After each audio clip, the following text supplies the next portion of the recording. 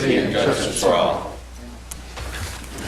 So moved. Motion made and seconded that the minutes of the regular and special, do we have a special one, Ms. Whitby? I don't think so. All right, regular meeting of the North Rock City Council will be approved as submitted on the motion. Gibson? Yes. Thomas? Yes. Berry? Vestal? Yes. Height? Yes. And Witcher? Yes. Now let's go to communications. Do I have a blanket motion? So moved. Second. Anyone want any specific one pulled on the motion? Gibson? Yes. Thomas? Yes. Berry? Yes. Vestal? Yes. Height? Yes. And Witcher? Yes. Communications, I don't show any presentations or any public hearings, but let me go ahead and announce, and we can come to the public hearing part of that, but I intend to do as we had in the past and have two opportunities, perhaps more, on this year's budget recommendation. It was filed the last day of the month in keeping with the law. And as I understand, Mr. City Attorney, our law indicates that we have to pass a budget by the end of January. Our practice, as we know, has been to make every effort to kind of have a budget in place on the first of the year, although it's not mandated.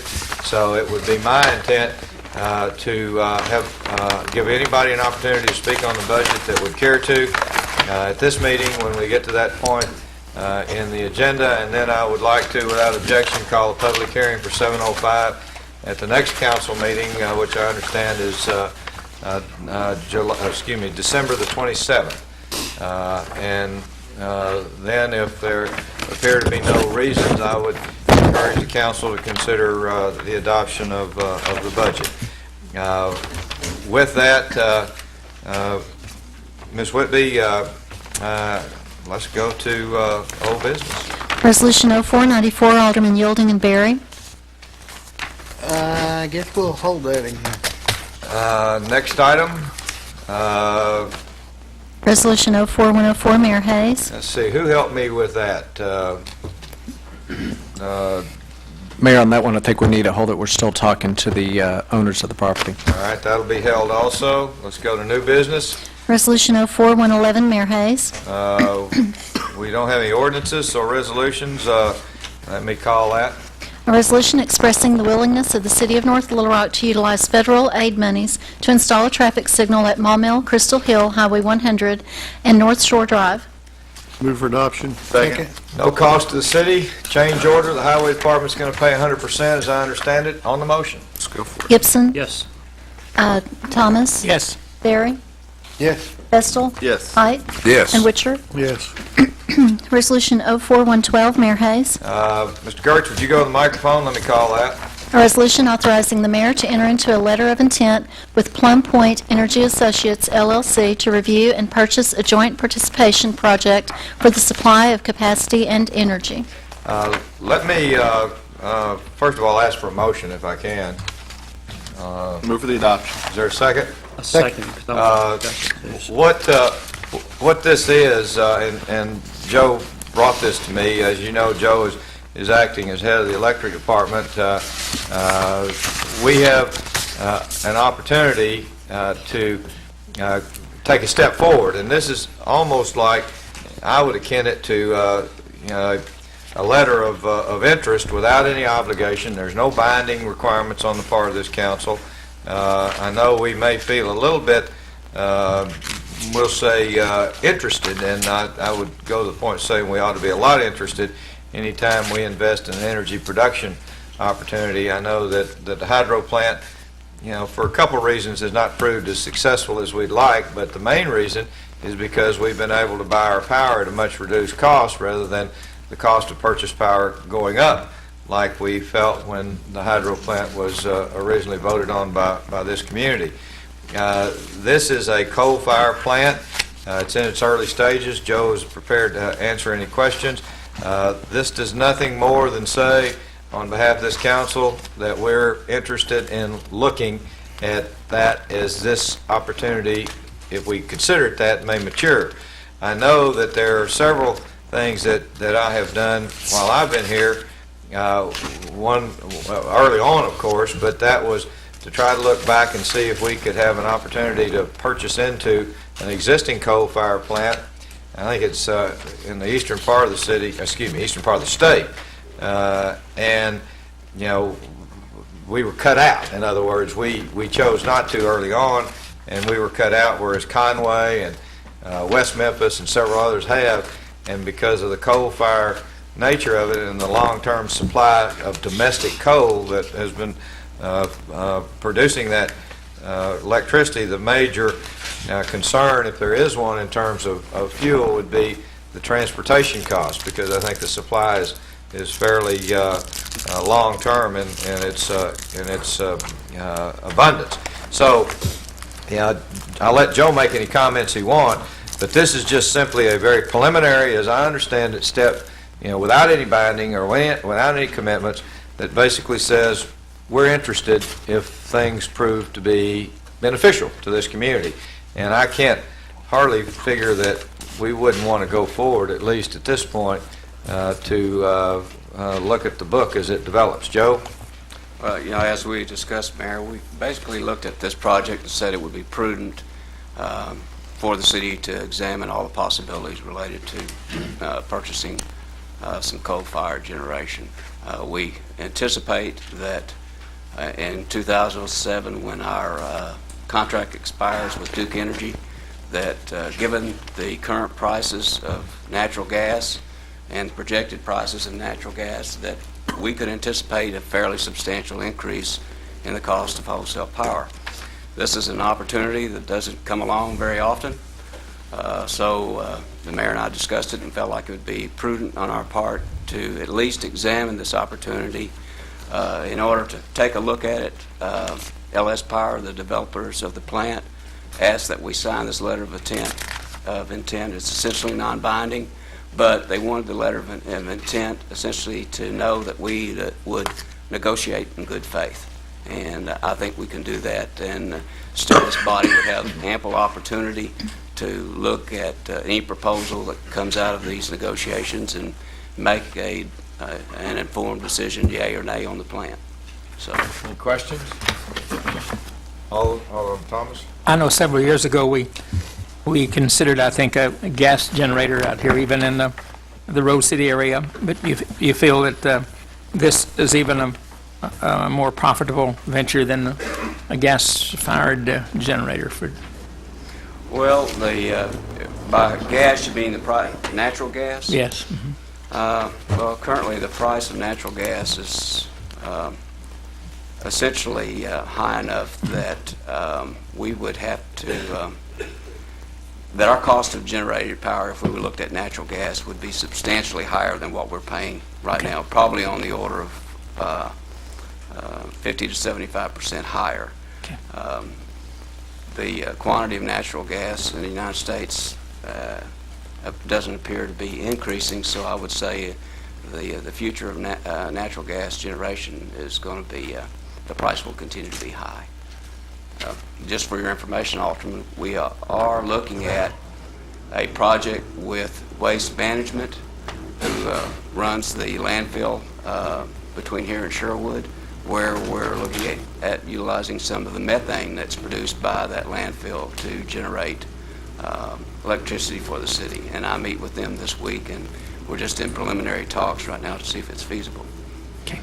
That's all. One of the things that I think, I know, I'm painfully aware of is, we, for 16 years now, when I came in, we were paying $0.05 a kilowatt hour for our power, wholesale power, getting the same credit for that we generated at the hydro plant. Now we're paying 3.79 cents, I believe, is the number per kilowatt hour. So that's the principal reason we've been able to reduce our electric bills on our citizens over these 16 years, and at the same time fund an increasing portion of the city's general fund with revenues collected from the electric department. But I think we all realize that at some point there is a floor, and I'm afraid most of us feel that in spring of '07 that floor will start going in the direction that we don't like. So we're trying now to look at whatever avenues might be out there that would either mitigate or, hopefully avoid any rate increases when, the current contract expires. And this is just one of them. On the motion? Gibson? I'm sorry. Not through. I'm sorry, I was still. Okay. Joe, I appreciate your brain. I guess I have too good of a memory. I heard some of the same discussions about the hydro, obviously, and how it was going to save money. As long as I fully understand, this is no cost to the city. There's a drop dead date that sits in here, which is like October 1 of next year, is that we say we either go forward or don't go forward. If we go forward, there's another date in there which we have to come up with $8 million upfront money before they start on the construction, before it even starts construction. So if coming as we come towards October 1 of next year and we have these feasibility studies in, we've got to start working with, we'll have not 5 years or 7 years, but we'll have 3 years, 3.5 years to be able to find out where we're going to come up with $8 million worth of upfront money. Well, obviously, obviously what's in this letter, again, if we came up and we wanted to negotiate some of these dates, I don't know that any of those are set in stone. I'm certainly understanding what you say, but with the fact that it's a non-binding agreement, if we thought we'd like to do it, but we couldn't come up with the money, then obviously the answer is no. But once we commit ourselves, then I agree with you.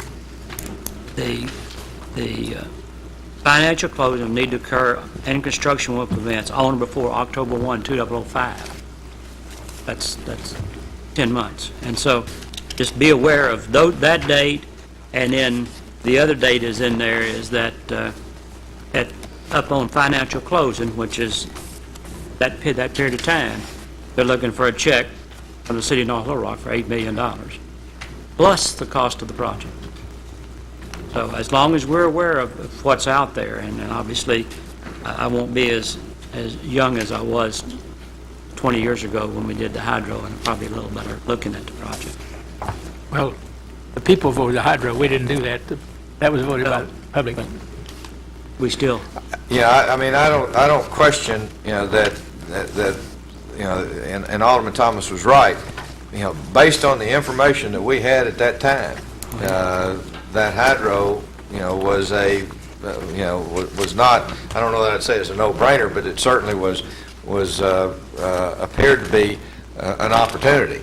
And no one, I don't believe, would have predicted, that the cost of purchase power would, I think the nickel when I got here was even a reduction over what it had been, prior to Mr. Hartwick negotiating that nickel a kilowatt hour. So, I think everyone honestly believed, I know I did because I voted for the hydro, that costs were going up, and in that regard, that hydro at 6 cents a kilowatt hour would have broke even based on river flows, but it never got close to that. So, Alderman, you're right. Nobody has a crystal ball that's 100%, but I do say this: if we chose not to go forward without knowing any more than we do now, I think that would be a mistake. that's it. I would vote for it. I just want us to understand what our drop-dead dates are here and what our financial obligation is. So if we move forward to this and then come September, we don't need to be surprised when October 1, here's where the numbers are. And We'd have, before we vote to do something like that, rest assured, this council would, Mr. Gertz and I will be up here several more times in anticipation of a vote. We're not going to, file something on a Tuesday and the following Monday say, oh, by the way, we want $8 million and this is what we're locked into. So, there's a lot of prep stuff that will go on in advance of any recommendation coming out of this City Hall. On the motion? Mayor. I'm sorry. Go ahead, Go ahead, Mr. Charlie. Alderman Witcher, then High. Okay. Mr. Gertz, I guess sitting from my perspective, the business I'm in, I've watched IPPs over the last couple of years. A couple concerns that I have.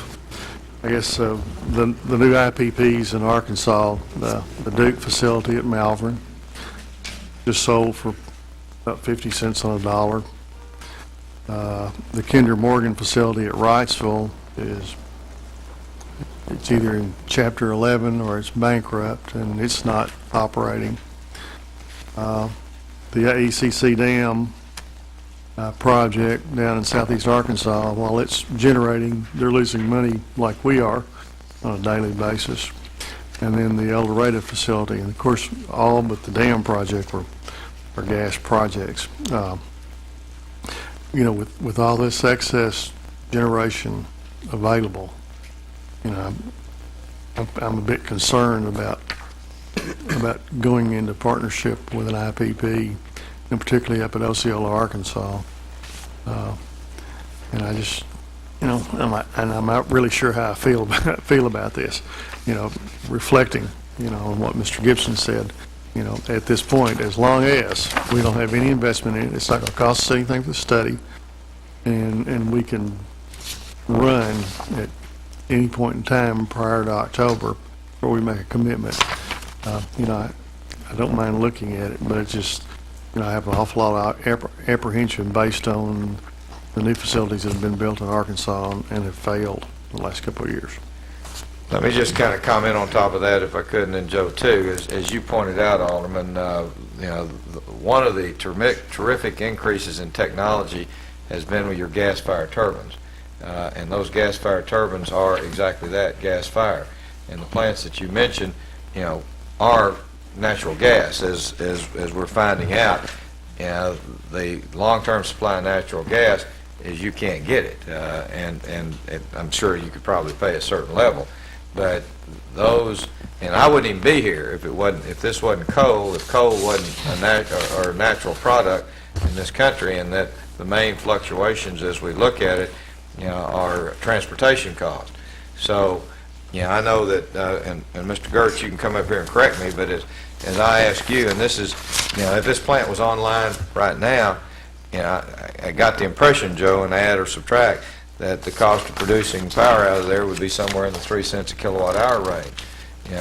We also are in Energy's control area, I believe. Is that? I think that The plant is inside of Energy's the plant is control. inside Energy's control area. So there are certain advantages that we have in terms of transmission based on that, and based on tariffs that are filed. So, it's. You're absolutely correct that there is excess generation out there. On the gas fire end of it.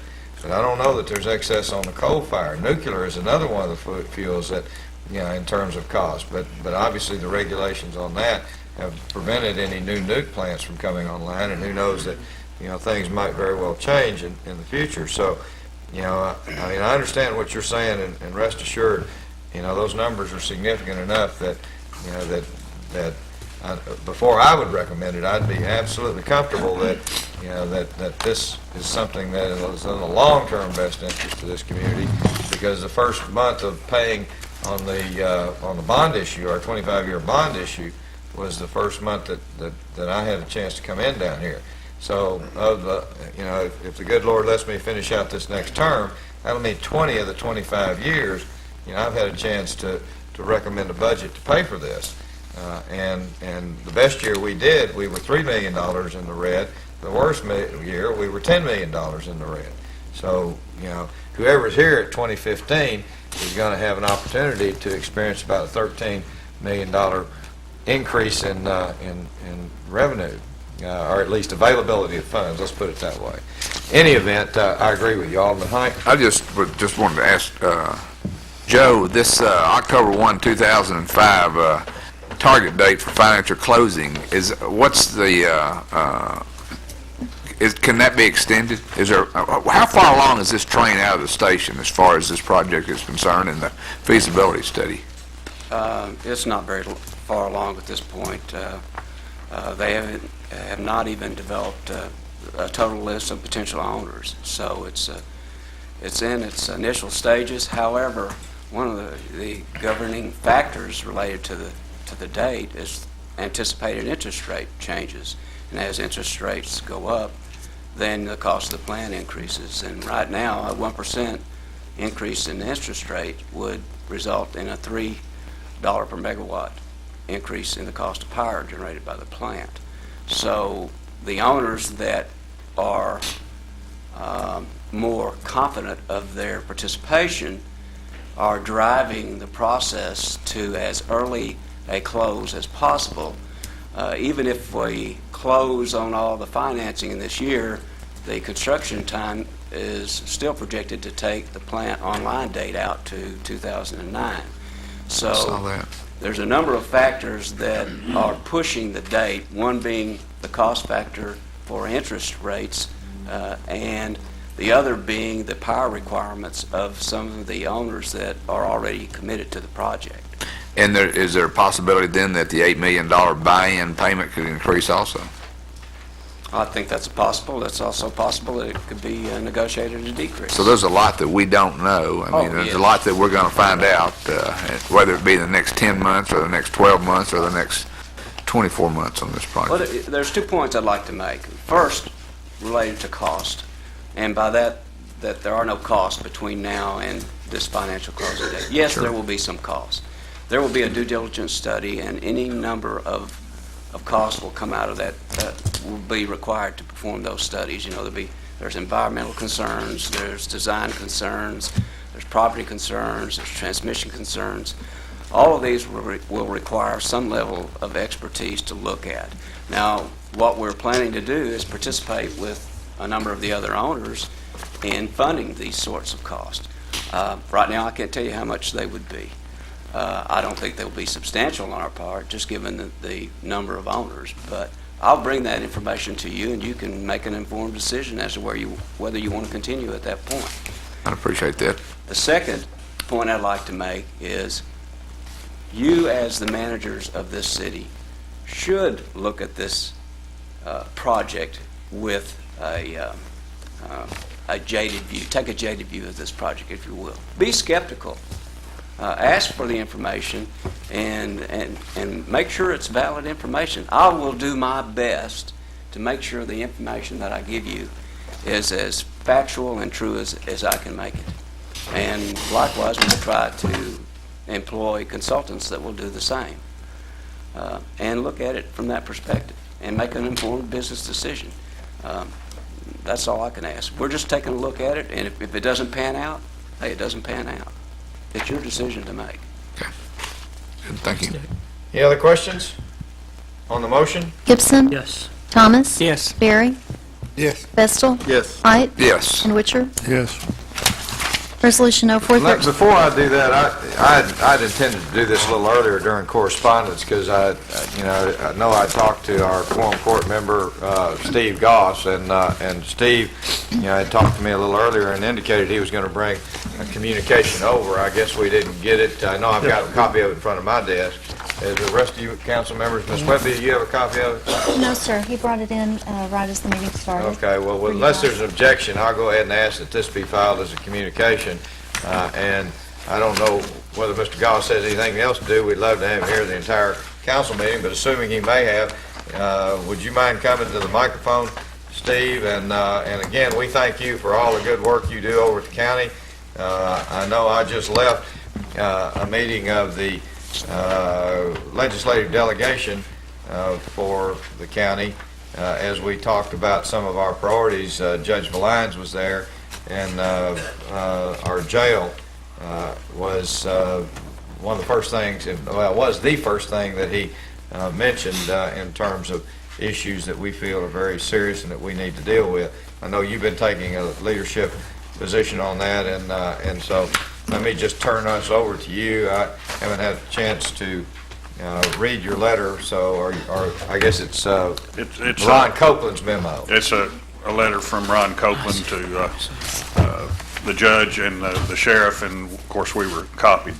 And I know this has to do with our budget, so Yes, I've got a few remarks about that and some other things, if you'll permit me.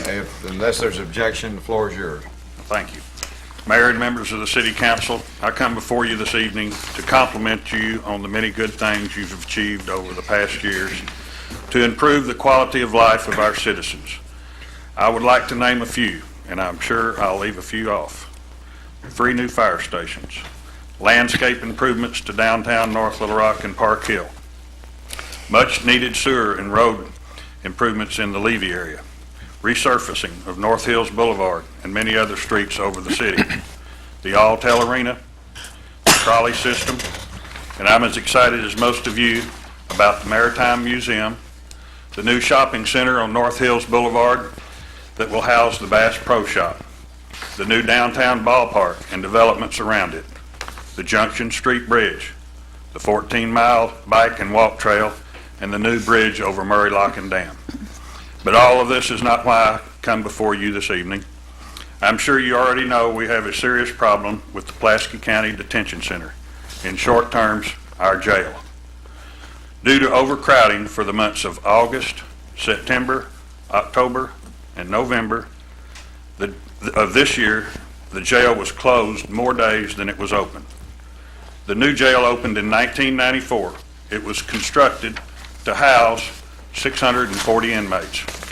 There was an interlocal agreement that was formed between the cities and Pulaski County to determine the operating cost based on the original capacity of 640 inmates. The interlocal agreement between the county and the city no longer works. Over recent years, the county has expanded the jail, which now houses over 1,100 inmates, with very little increased monies from the cities. Pulaski County knows it's responsible for operating the jail, but the county cannot do it alone. A breakdown shows the cities pay a little over $2 million. Pulaski County pays close to $17 million, totaling $19 million annually. The city of North Little Rock's part has been $625,000. We are asking for an additional $55,000 for the year 2005. The additional monies for the county that the county is requesting from the cities does not address the immediate need of a 200 to 250 bed minimum security expansion of the jail. The capital cost of this expansion is estimated to be $2.5 million. I have handed out to you the letter dated October the 21st, 2004 from Ron Copeland, Administrative Services, which addresses the jail expansion. It seems to me that our jail population is growing faster than our funds to house the inmates. Therefore, our funding formula is inadequate under the interlocal agreement. We need a new way of doing business, and yes, it will cost more money. We either make changes now, or we will have to keep letting prisoners go free. Mayor and members of the City Council and any other city official, I am extending an invitation to you to tour the Pulaski County Detention Center at your convenience. And I thank you for your time tonight. I'll answer any questions. Assuming, let's just say we are responsive in a positive way of your $55,000, and let's just assume the biggest, we'll say, contributor to the jail, Little Rock, is not responsive. What will that do? Well, that's what happened the last time that we came in and asked. I think if my years are correct, in 2001 is when we did the work center out on the grounds, and it houses like 200 inmates that are working through the city and the county and other places, and y'all utilize those people. And in 2002 is when the big money crunch came from Little Rock, and Little Rock said they were cutting 10% out of their budget, which essentially cut the additional money that we were supposed to get from them. And so then our comptroller and I think Judge Vines thought it only fair if they weren't paying that the rest of them shouldn't pay either. So we've never collected any of those additional funds until we're requesting for right now. So this was I think a verbal agreement at one time for the city of North Little Rock and Little Rock. And yes, the city of Little Rock has been requested in their budget for this year to increase to $77,000. So I guess what I'm asking though is if they don't, then is ours still necessary? Well, all the money we can get is still necessary. Well, I understand that. I would not blame you in the city to. Y'all are getting the reason for this increase. Only this 55,000 in the 77 to Little Rock, and there may be a small portion to Sherwood, is because those are really the cities that utilize the workforce. and I think that it's only fair to do that. The reason, exactly what you're saying is the reason the interlocal agreement isn't working, is because everything north of the river is cooperative and willing to do the fair share. It's the south of the river that is the problem of funding. When Mayor Daley came to our committee this time, finally we got him over there, and I asked him the direct question, are you planning on giving us any additional funds for 2005 for the detention center? And he said no. That's not what you told me when I called you, nor did Mayor the Sherwood, Bill Harmon did, and the mayor of Jacksonville is already on the line, and he's willing to pay the amount per day per prisoner, which Is that's this what for I am. operational, Steve, or is this capital? This is operational. Operational, isn't it? That the beds, the 250 or 200 bed facility minimum security is, that's more something that I think that we should look at and take the lead on. The facility itself, but we can't build the facility if we don't have the cooperation from the cities to man. I understand. yeah. I understand the challenges, and I'm in there with you. But I know that a great part of the opportunity to go forward, is, and I know we're a significant contributor. I assume that our 50,000 and Little Rock 75, even though we're a third their size, has some relation to the population. Is that how you came up with those numbers, or? I didn't come up with those numbers. Okay. I think that you're talking about this increase that we're looking at. I think that has to do with the amount of use that's coming out of it and the population itself, a combination. Because I know that we exceed, even though we're a third the size of Little Rock, we exceed that number in terms of people that we send over there. So I can understand why the proportion is roughly 2/3 of what Little Rock's is. But I guess I just. Well, there again, that's what I'm trying to get across is that I think that the city of Little Rock, the amount of money they pay to us now is not much different than what they were paying to operate their detention of their own back in 1993 or 94.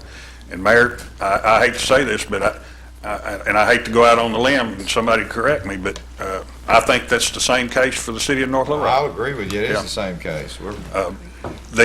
And one of the things that shows up real big on that is that, as you know, and I'm sure most of the members of the council that have been around long enough to know that you may not know, we also pay $166,000 for the North Little Rock Old Jail, the bond issue money that When does that expire, Mr. Sisson? 2008. I keep track of that one. Okay. I figured somebody'd know it was here. Alderman Gibson and Alderman Thomas. Mr. Cossey, get the cities together now contribute $2 million. If these extra contributions, it'll be a little over $2 million. What do they put in now? Do you know that number? Which one?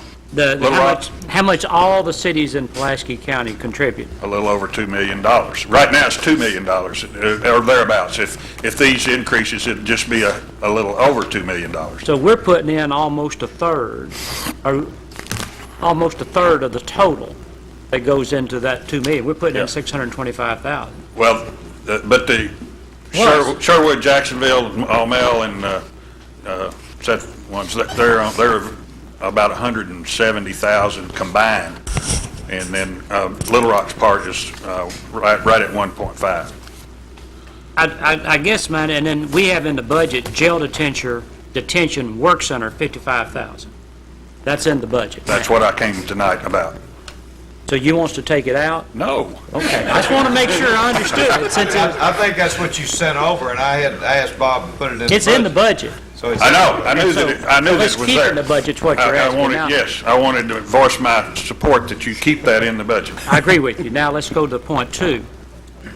The only way we're ever going to fully get to this to the jail issue is either to find a tax method to do with it, or to find a way to get a portion of the Pulaski County sales tax before it gets to the cities. The fact that we arrest somebody in North Little Rock and send them over there is simply because we have a more effective police force than a lot of the other ones do. And why would a town of 60,000 people be arresting or paying for 5 times as much as the rest of the North Pulaski County is? All those together are paying around 100,000. We're paying 600 and something thousand. So there's something in there of why we're using or something. But the long-time solution, if we can't get an additional tax to do with the jail, is to find a method to get the money before it gets to the cities. And that is an interlocal agreement that a certain amount, a percentage, will come off of the top of the Pulaski County sales tax and is sent into the operation of that jail, and everybody in the county every entity in the county will participate in it. And it has nothing to do with how many people we arrest in North Little Rock, or how many, we got Interstate 30 and 40 come right through the middle of us. We're going to have, and a rail yard, we're going to arrest more people. It's because we aggressively do things, but so does Sherwood aggressively do things. They aggressively do their hot check thing. And that I don't know if they incarcerate them or not, but they go out and aggressively go after them. And so the fact that somebody else doesn't do that or does it better or worse, the money ought to come off the top. And if you need $3 million, that's 5% of the total sales tax. If you need $6 million, that's 10% of it. I think there's 68 million comes out of that 1 penny county sales tax, is we take it off the top. And then everybody participates in it, and we don't worry about going into each individual city every year and trying to get another 55,000 from a town of 60,000 people and 77,000 from a town of 185,000 people. I don't think it's fair to us to do that. We have our 55,000, our budget, and I'll vote for the budget as it sits with that in there. But I just think we got to look past this 1 year. I definitely agree with you, and that's why I think that we ought to come up with a new way of doing business. And I think it should be either a user fee, or if you're able to pass a sales tax, then surely. I think, and this may not be a bad idea, I think what Alderman Gibson just said, and obviously there has to be a lot of tinkering with something like that, but that is to go and take the county penny and to try to, address this as a county problem. Now, we're In other words, we wouldn't be sending you as much money on the That's correct. penny, yeah. We wouldn't be sending all of it. We'd all have A new way of doing business is fine, that's good. Everybody needs to participate in this. It is a county problem. And then we've got to do something about on the state level. And we worked on it in every legislative session to try to get those state prisoners out of those county jails, not just in Pulaski, but everywhere else, so that we can get State prisoners. the state prisoners. I know what you're So saying. we There's can- 200, there's about 200 of them over there today. There's 200 of them over there now, and of your 1,100. There's 1,100, you got 1,100 total capacity right now? 1125. Okay, so you got 20%, almost 20% of your capacity that's tied up with people who ought to be in Tucker or Cummins or somewhere else. And they don't, excuse me, they only pay us half of what it Oh, I costs know to that. put them in there. Plus, we got 200 more than 200 sitting out here that ought to be in jail, and that's the worst problem because the load that puts on our individual governments, whether it's Wrightsville or Kamak Village or whoever, that's the load that's unknown because they arrest them, they sit down at the hold-in session, they finally get a court date or they get something, and they're sent back out, and what are they going to do the next day? They're going to do the same thing they did previously. And it just puts a load, and it's a problem. So let's solve it long range by looking at the overall, curing it on a equitable basis in the county where everybody comes off the top with an X amount of share that goes into that county jail fund before the cities get For the operation. for the operation. Right. and then I'll turn it over to Alderman Thomas, but, the money's in the budget, we hope to address the budget next time, so at least the 55,000, I think this city, without presupposing what the council will do, I haven't heard any objections to that line item. Thank you. Alderman Thomas? Well, no, I think that answered my question. I just want everybody to pay their fair share of it. Any other council member? Alderman I Barron? think it was above 200 for last year for quite a while, wasn't it? I That couldn't we hear you. kept state prisoners, it was above 200. 200? Yeah. Oh, and for state, Yeah, for population. quite a while, wasn't it? It usually averages around 200, but it may have been, yes, it could have been upwards of that. Alderman Yuli? I'm sorry I got here a little bit late. I was at my son's Christmas program, and I saw Martin's granddaughter there, too. But I told him he was working Lady hard. Ray, I have one of those, Mayor. I'm That's right. going to start bringing her to meetings with me. Bring her. They're special people. But, I'd like to say this, and it was, today there was some people from UALR doing a study on council and governments and stuff, and they said, what is the most pressing problem in the future that the cities are going to face, and it's the jail. That's it. There is no bigger problem than that jail. Every time that jail's closed, you can bet the people that commit crimes know when it's closed, and that's when they go do it, and they get their ticket, and they go home. Write them tickets.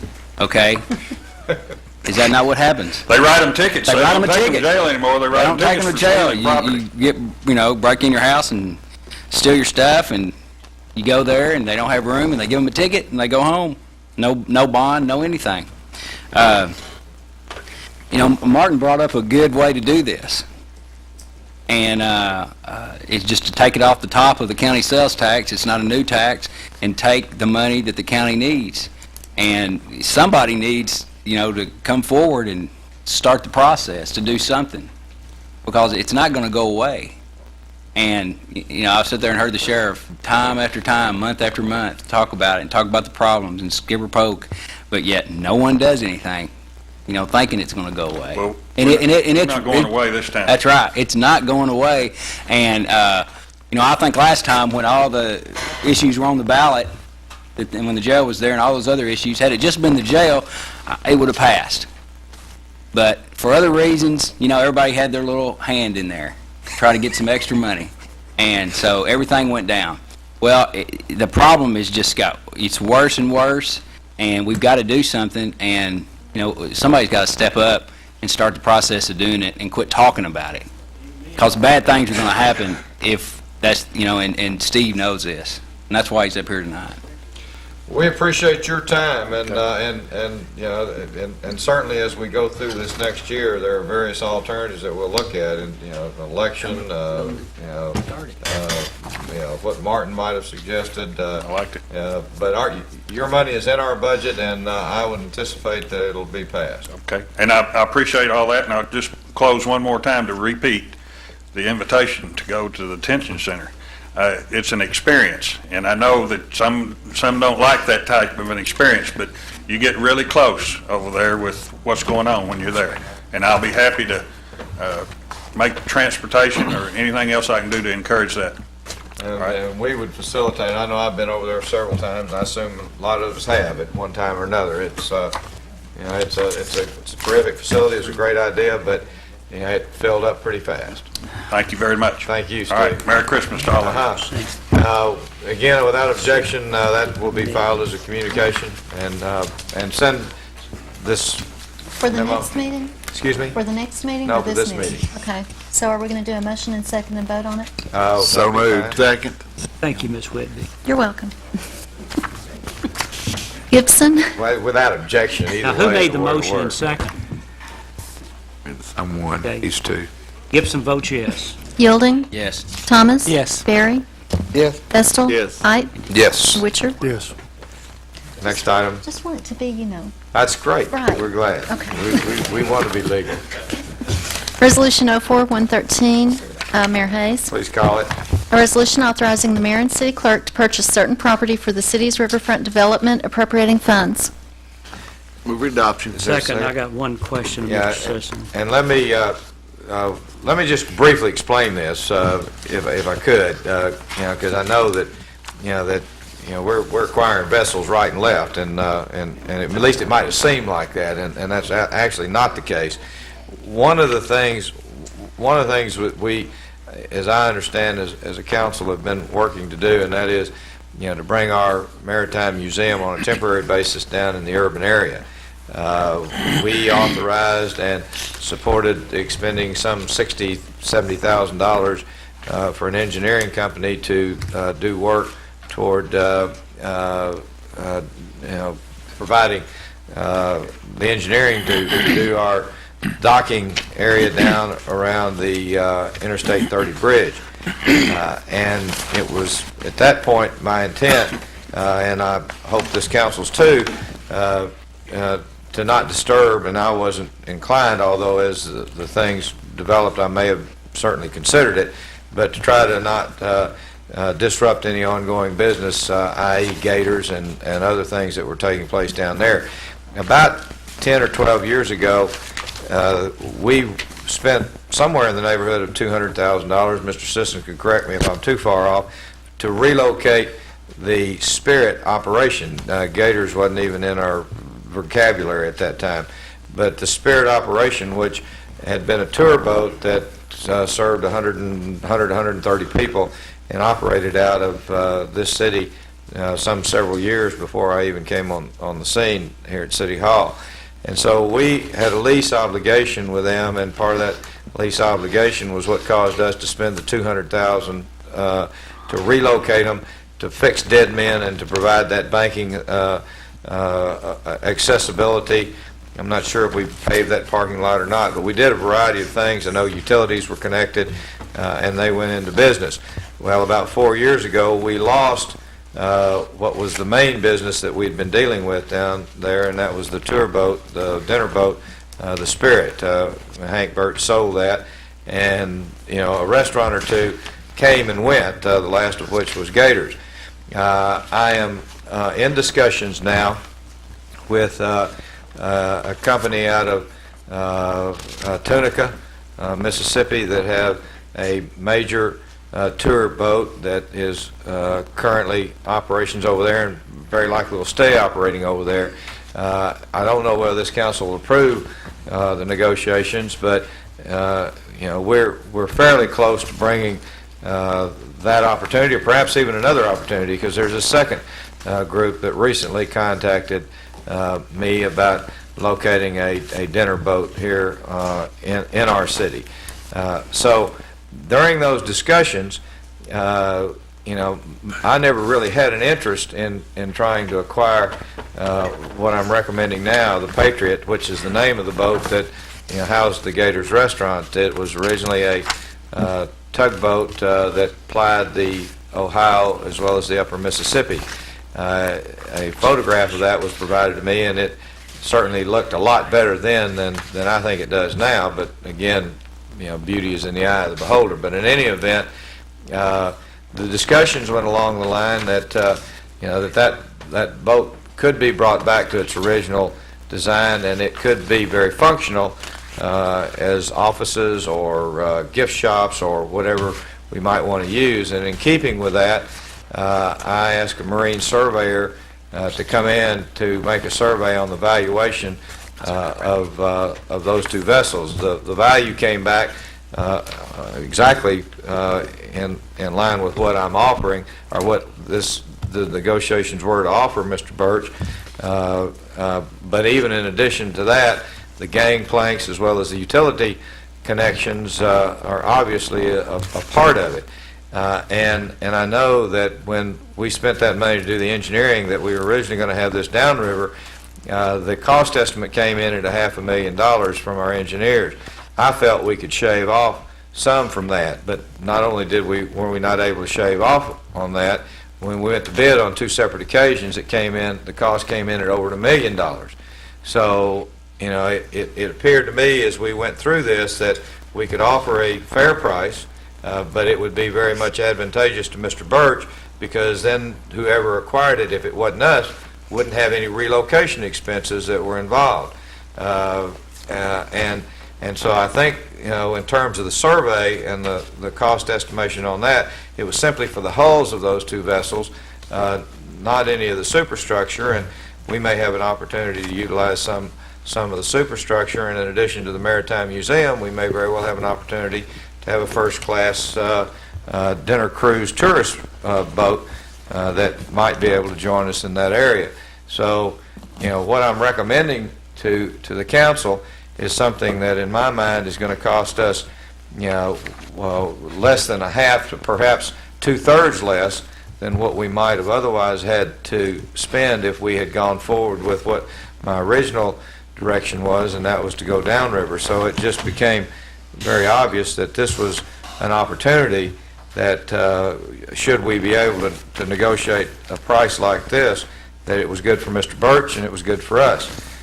So that is why I'm making this recommendation, and I'm very pleased that I'm able to bring this to the council, because I think it is a tremendous opportunity to utilize those vessels as what I see as basically river dockage access with some additional additional opportunity to add some, perhaps even a tourist boat to it. Any questions or? I just admit, my question is, Mr. Sisson, is could this come out of the capital account instead of the general fund? Sure, that'd be, And I think it's probably more apt for a place to take it than from the general fund. that'd be fine. And so I'll make that amendment. Legislation's on the floor. Second. Okay. Mr. Sisson, you know, what's the wording? Is there any wording you'd recommend, just to? There's a Strike general fund, put sales tax capital improvement fund. Okay. period. Because there's still money. So It's a rotating, it's whatever's left over from 2004 goes into 2005. Okay, all right, so it's, Sales tax capital. Capital. And I made that motion, I think there's a second somewhere. On the, any discussion on the motion? I'll second it. On the motion? Gibson? Yes. Yielding? Yes. Thomas? Yes. Barry? Yes. Vestal? Yes. Height? Yes. And Witcher? Yes. On the Adopt motion, as amended. on the motion as amended, made and moved by Alderman Vestal, second by Alderman Berry on the motion. Gibson? Yes. Yielding? Yes. Thomas? Yes. Barry? Yes. Vestal? Yes. Height? Yes. And Witcher? Yes. One of the things I want to make sure I point out, because Mr. Birch sent me a note, and a couple of those things were, one, there is some restaurant equipment that he wants to try to dispose of. Second, he wanted to try to close by the end of the month because of some insurance costs that would be saving. And you know, I indicated to him that the main interest that we had, you know, was the, you know, none of the, you know, essentially furnitures or fixtures in there. So that is, I just want to make sure that we knew that that was a part of If this it's there on the understanding. day of closing, it's ours, unless there's some agreement made otherwise. And we'll stipulate that. The city attorney will put together, you know, we'll work with Mr. Birch to put together a bill of sale that will reflect his notes, and we'll need to move, you know, so my intent to move quickly and close this before the end of the year. Next item? Resolution 04-114, Alderman Witcher. Hold it, please.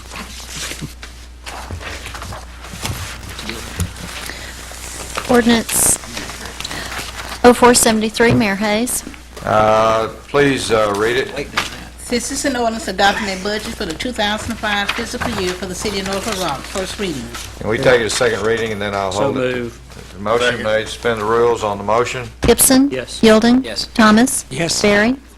Yes. Vestal? Yes. Height? Yes. And Witcher? Yes. An ordinance adopting a budget for the 2005 fiscal year for the city of North Little Rock. Second reading. All right, now I'll hold it until next council meeting, and we'll have a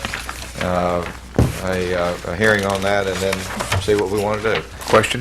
Yes. We got this, we also got it at home. Is there any differences in this copy versus what we received at home?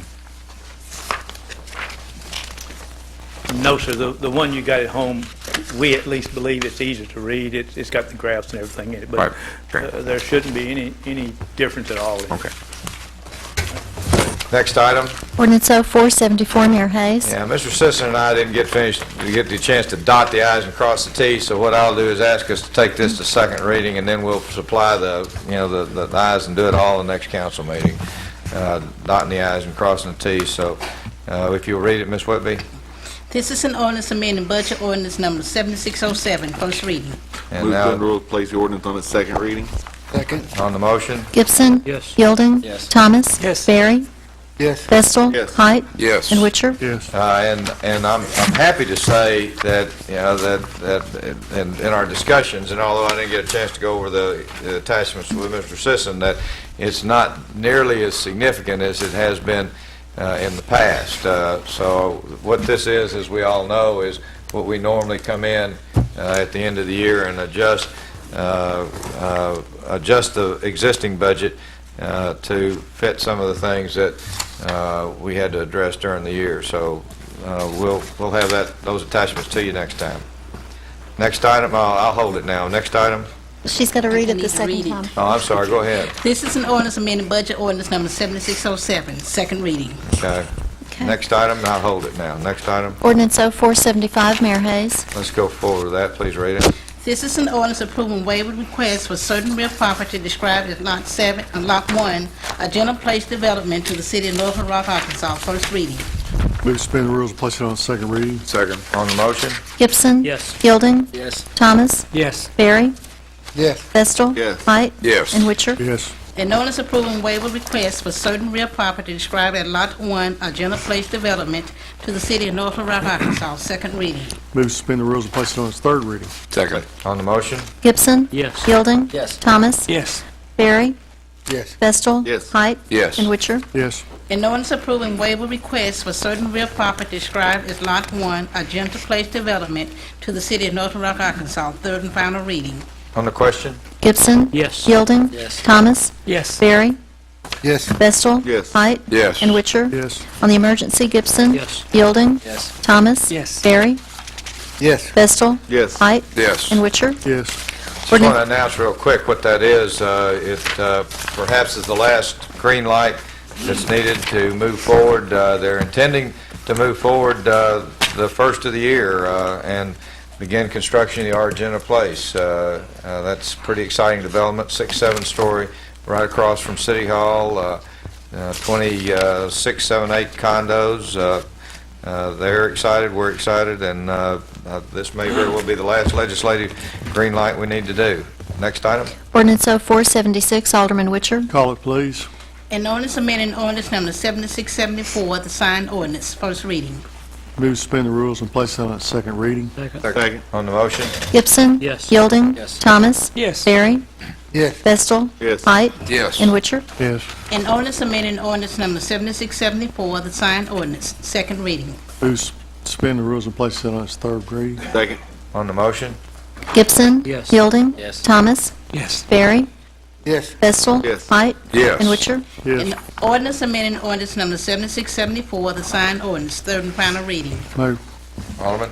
Okay, in case you're wondering why this came back up, we had a number of discussions regarding C1 and C2 pole signs when we passed the ordinance. The mayor had indicated to the council that he might consider vetoing part of the ordinance, and with a quick conversation we had at the end of the council meeting, I told him that I would bring C1 and C2 in and clarify freestanding signs and bring the proper definitions in, and that's what I have done with this piece of legislation. And Alderman Witcher's very kind, because I just plumb forgot to do that. It was Thanksgiving weekend, and, I got interested in other things, so thanks to Alderman Witcher for helping, rectify my forgetfulness. Why don't we just go ahead? Oh, I'm sorry. I was going to ask, I know there was several people concerned about it, even members of the chamber, and this will pretty well, I guess, satisfy their complaints, because that was one of the things I think the mayor was thinking about. It'll put us back to status quo, which means we can have pole signs in any of the commercial zone. Okay. Not my preference. But it's what I promised to do. Alderman Gibson seconds. The motion to adopt on third and final on the motion, Ms. Whitby? Gibson. Yes. Yielding. I pass. Thomas. Yes. Barry. Yes. Vestal. Yes. Height. Yes. And Witcher. Yes. On the emergency, Gibson. Yes. Yielding. Yes. Thomas. Yes. Barry. Yes. Vestal. Yes. Height. Yes. And Witcher. Yes. Ordinance 0477, Alderman Thomas. Call it, please. This is an ordinance allowing a special use for a used auto sales lot in a I-3 zone for certain real property located at 8615 Highway 70 in the city of North Little Rock, Arkansas. First reading. I'd like to move that the rule be suspended and placed on second reading. Is there a second? Second. On the motion? Gibson. Yes. Yielding. Yes. Thomas. Yes. Barry. Yes. Vestal. Yes. Height. Yes. And Witcher. Yes. An ordinance allowing a special use for a used auto sales lot in an I-3 zone for certain real property located at 8615 Highway 70 in the city of North Little Rock, Arkansas. Second reading. I'd like to move that the rules be suspended and placed on third reading. Second. On the motion? Gibson. Yes. Yielding. Yes. Thomas. Yes. Barry. Yes. Vestal. Yes. Height. Yes. And Witcher. Yes. An ordinance allowing a special use for a used auto sales lot in an I-3 zone for certain real property located at 8615 Highway 70 in the city of North Little Rock, Arkansas. Third and final reading. Move for adoption. Now, on the question? Gibson. Yes. Yielding. Yes. Thomas. Yes. Barry. Yes. Vestal. Yes. Height. Yes. And Witcher. Yes. On the emergency, Gibson. Yes. Yielding. Thomas. Yes. Barry. Yes. Vestal. Yes. Height. Yes. And Witcher. Yes. Ordinance 0478, Alderman Thomas. Call it, please. An ordinance rezoning certain property located at 11,501 Diamond Drive in the city of North Little Rock, Arkansas from a C3 to C4 zone by amending ordinance number 3171 of the city of North Little Rock, Arkansas. First reading. I'd like to move that the rules be suspended and placed on second reading. Is there a second? Is there a second on that? I want to discuss it. I'll second because I want to discuss it, obviously. Okay, motion made and seconded, and we're in discussion now. Alderman, you want to just give us a brief introduction of what this does, and then we'll talk about it? Do you read it? Do you read it or not? Oh, did you read it? It's been read one time, there was a motion and second. Yeah. Okay. What's going there? Can you explain it? Right. I can't. I'm going to let the planning commission, if they will. I know it passed the planning commission with 9 affirmative votes. Yes, this is northwest corner at Galloway and I-40 next to Independent. Barton is wanting to have their used truck sales in this area. It's on C3. We were going to have a motel there several years ago. That didn't happen, and now they're wanting to sell trucks there. And the Freightliner line that's across the freeway is wanting to set up a sales office there. It's undeveloped property. At the north end, closest business is Love's to the east, International's due west. Robert, isn't there a trucking firm due west of that property? Diamond International? Diamond International. What's that zoned? It's zoned industrial, Okay. light industrial. Alderman Thomas? And I guess the planning commission said it couldn't go in a C3, it'd have to be a C4 zone? No, C3 does not have car lots.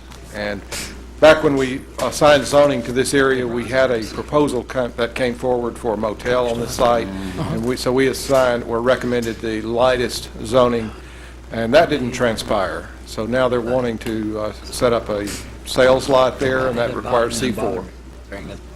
And it was unanimously approved. There's a lot of that in the area. Okay. Is there, Motion made and seconded to suspend the rules. Now, further discussion? Okay, because I have a question in regard to city limits out here and where they actually are. Go ahead and ask your question. This is in the city. This is in the city. Is the piece of property next to it in the city? Yes. How far do we go down on the Harris property of being in the city north of the freeway? I think about a half a mile. So Okay. most all of those businesses are in the city, or all those businesses are in the city when it's farmed. And Love's it's is out. in the city now. Yes. Love's is in the city. That was with the Harris annexation. Okay. Not enough. All right, on the motion, suspend the rules? Gibson. Yes. Yielding. Yes. Thomas. Yes. Barry. Yes. Vestal. Yes. Height. Yes. And Witcher. Yes. An ordinance rezoning certain property located at 11,501 Diamond Drive in the city of North Little Rock, Arkansas from C3 to C4 zone by amending ordinance number 3171 of the city of North Little Rock, Arkansas. Second reading. I'd like to move the rules be suspended and placed on third reading. Second. On the motion? Gibson. Yes. Yielding. Yes. Thomas. Yes. Barry. Yes. Vestal. Yes. Height. Yes. And Witcher. Yes. An ordinance rezoning certain property located at 11,501 Diamond Drive in the city of North Little Rock, Arkansas from C3 to C4 zone by amending ordinance number 3171 of the city of North Little Rock, Arkansas. Third and final reading. On the question? Gibson. Yes. Yielding. Yes. Thomas. Yes. Barry. Yes. Vestal. Yes. Height. Yes. And Witcher. Yes. On the emergency, Gibson. Yes. Yielding. Yes. Thomas. Yes. Barry. Yes. Vestal. Yes. Height. Yes. And Witcher. Yes. That concludes Any new council business. member? All We're in public comment period. Alderman Vestal? Just wish everyone a Merry Christmas since we don't have another council meeting before then. We'll do that, and I would second that. 25th will come before the 27th, so on behalf of the entire city council, we wish you and yours a very Merry Christmas. Bob, I need you just a second. With that, the microphone's open. Thank you. My name is Larry Tadlock, and I represent the North Little Rock Lions Club. As most of you are aware, the North Little Rock Lions Club has been operating for the city Funland / mini golf in Burns Park. We've been doing that now for 3 years. A year before that, you acquired the property or the equipment out there. And I think one of the reasons you acquired it was because you wanted a top-notch venue to service one particular age group, which is 4-year-olds basically up to about 11 to 12-year-olds. And that's who we're servicing with that venue. You have built a beautiful park out there. The venues are excellent. The golf course, the ball diamonds, the soccer fields, the tennis courts, they're excellent. But Funland, even though Bob Rhodes and his crew have worked tirelessly to upgrade that equipment, most of that equipment is 30, 40, even 50 years old. And you can only do so much with that. This year, we went to Parks and Rec Commission and asked them to fund at least $140,000 for next year in the capital budget, which they did. Now, the Lions Club is not really sold on that we need to do item A, item B, item C. If you wish to reallocate it, that's no problem with us. The thing we would like for you to do, for the council to do, is to accept what you did 4 years ago and continue with it, which is to put enough money into this park, primarily Funland and the mini golf, so that these two venues will come up to the standards that you have set for the other venues in that park. And that this segment of the population, primarily preteens down to 4, will have a place to go and enjoy themselves. I know of no other facility in the city that provides this age group with an opportunity to do that. So the North Little Rock Lions Club is asking this council to give favorable consideration to the Park and Rec's recommendation that you allocate $140,000 for next year.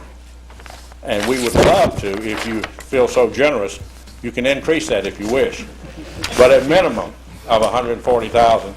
And again, we did come up with some items, but if you feel the need to go some other direction, we have no problem with that. And that's all I had to say. I'll be glad to answer any questions that you might have. If not, thank you. Appreciate it. And thank you for all of what you and the Lions do. We are deeply indebted, and it's a good partnership. Yes, my name is Scott Miller. I live on 5th Street down here in Argenta. I wanted to talk briefly about the budget process to get some ideas in your mind to think about before the next meeting, which also has to be adopted. I personally spent this morning on an airplane looking over the budgets, and I have to apologize, I'm not an accountant, so if I misspeak, I'm sure Mr. Sissom will correct me. I was pleased that we raised $1.7 million increased sales tax for the city. I remember a few weeks ago, or maybe it's a few months ago, Mr. Thomas mentioned a fire station out in the Willow Beach area, and the staffing that was a function of increased sales tax revenue. And I noticed it's not in the budget this year. I would hope that if it's not going to be in the budget this year, it can be incorporated into a strategic plan so that we know when that's going to be increased or when that's going to be added. This is the area of our city which is growing, the industrial park, new subdivisions, the upscale subdivisions in Willow Beach. They need their fire protection, and we need to encourage that infrastructure and growth. And I would hope this city council would encourage that, if not this year, then in some future year in a strategic plan, so we can encourage that growth and development out there. The second area that I noticed is the capital improvement budget was also passed through the same 12.8% increase in the sales tax revenue. I noticed the ward drainage money, though, that was available to the aldermen in the ward drainage money, that was not increased a similar amount, the 12.8%. Matter of fact, that stayed the same as previous years. With the increased contract prices, gasoline costs, diesel costs, we're going to get less sidewalks for our wards for the same amount of money, just simply because the contract prices to do that work is going to go up.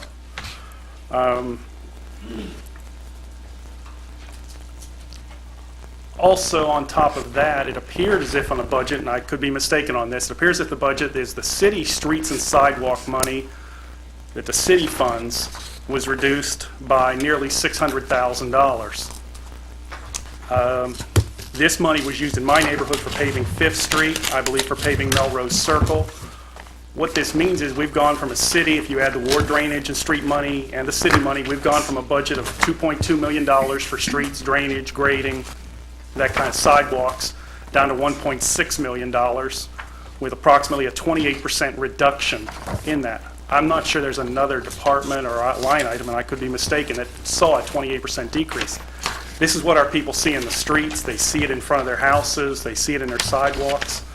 I hate to go backwards in these areas if there's any way to keep that from happening. Also, it appeared as if there's $390,000 shifted from materials cost from the various department budgets into the capital improvement budgets, into those costs that used to be allocated into the internal departments. And $540,000 allocated to special projects. I'm sure those are valid special projects, but I personally, and I'm sure other people would like to know what those line items are for the special projects, if they're available at this time, or is that just a general number? But these are things just want to think about for the budget hearings, because the sidewalks, the streets, that's where we make a difference in people's lives in the infrastructure, and I don't want to, excuse the expression, sacrifice the older neighborhoods for the newer areas. I mean, these impact all areas of our city. Park Hill, Sherman Park, Levy, these are all areas, and it's not an area we can afford to go backwards in our infrastructure, and I appreciate your consideration of these items. Let me, Scott, and I agree with, a large measure of what you say. Up until the time we passed our penny sales tax, if my memory serves me, we put $0 in sidewalks, except to the extent that we did modifications to our existing sidewalks with regard to making them handicap accessible. You have seen a significant shift, at least in my recommendation to the City Council, because I think that there are two, perhaps three, but certainly two areas that are going to be of significant opportunity for us next year to set the bar for this community in a couple of regards. One is our development of the 22 acres that the city owns half of and Warren Stevens owns the other half, in terms of retail, living, as well as obviously a ballpark, which is a key element of Mr. Stevens' desire to go forward.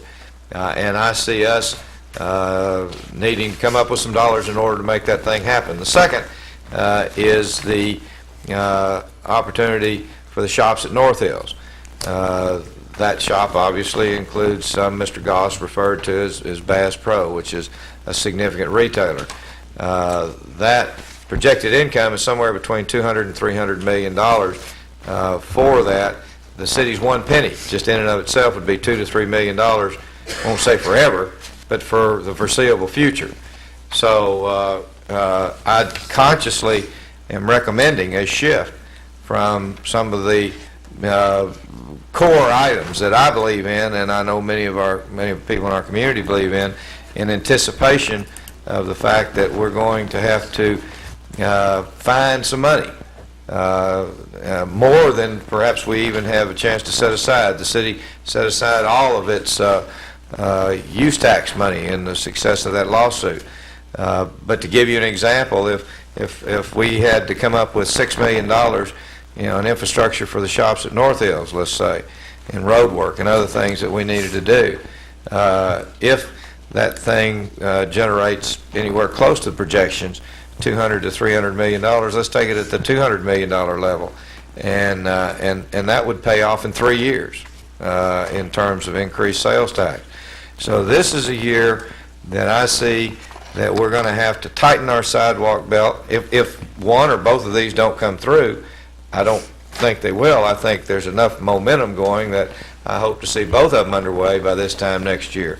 But if one or both of those don't come through, then obviously, then I certainly would support a reallocation of some of those funds. So I just wanted to give you, and I appreciate you asking the question, but you as well as, and I know in terms of my conversation with the media, I pointed out these significant shifts of things that we had supported strongly in the past, because it's my genuine belief that we're going to need to invest in things that will pay off for us year after year after year after year after year.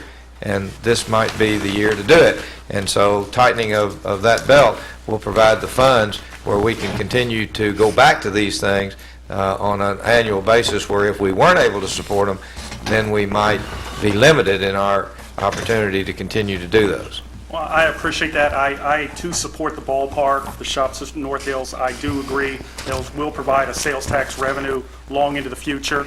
I hope there's a strategic plan so that this money is reallocated back in the following year in 2006, or hopefully increased in 2006. But once again, we're taking money. I wish we would find a way to at least take a portion of that, and I know there's other parts that it comes from, but that we're not taking from the poor, the older, the areas of the city that need that to help fund that. And I know there's other sources that its money's coming from. It's just those areas are in a great need. I'm still working on a list of 12 items in my ward, but that's okay. We'll work on it, and we'll keep going. In 2006, we'll get them done. And rest assured, that's why that those items, are important, and we've made significant progress over the last 4 or 5 years to go from zero to now probably cumulative over $3 million in sidewalks and streets. $3 to $4 million is a pretty substantial commitment, and that commitment does not lessen. It simply is recommending at this point that we hold our breath a little bit and then come back to our core items. Yes, ma'am. Yes, my name is Melanie Bearden, and I'm here representing myself. I appreciate the council listening to me, and quite a few tenants. I'm one of the tenants for that. My address used to be High Cliff Apartments. Several of us have talked. We've talked to fire department people. We've talked to the men and women that were up there. We talked with the Red Cross. We've talked to some city people even to find out what exactly caused such devastation in our areas. I moved here 11 years ago, and I moved into those apartments. And they have been, the people there have been absolutely wonderful. The problems that we found that were common with what happened, a lot of the loss to the 27 units that were lost could have been prevented. In the 11 years I've been there, there have been 4 fires out of the 45 units there. Most of them, we only lost 1 or 2 units, and they were easily fixed. It was minor damage. This last time, it took out 3 buildings. Part of the problem that we found had to do with the fire hydrants. And let me tell you, the fire department, they've been absolutely wonderful. The way they responded, the way they acted, they did everything in their power to save our homes. Something that we would like to see changed, and I know the fire department would like to see changed, is seeing at least 1 or 2 other plugs. That church has expanded since I've been here. It was a small church. It's a huge church now. You've got Pikeview Elementary that's right there. And in reality, there hasn't been much growth as far as apartments in that area, but there's a lot of them.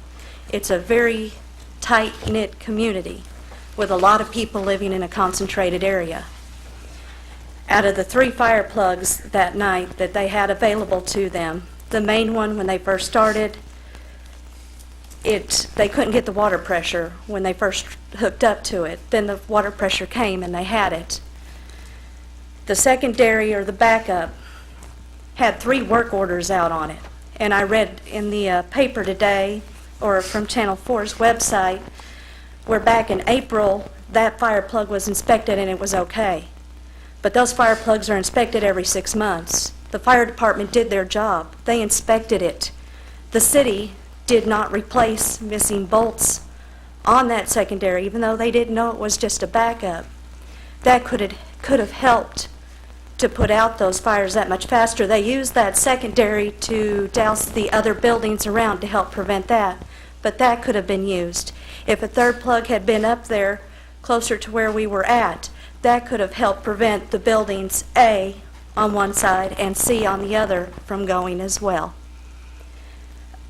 I was more fortunate than most because the fire department ran the water through my apartment, but I mean, I'm a total loss, and I don't have renter's insurance. I'm a single mother, and I can barely make rent there, and I haven't found a home yet, and many others haven't found homes yet.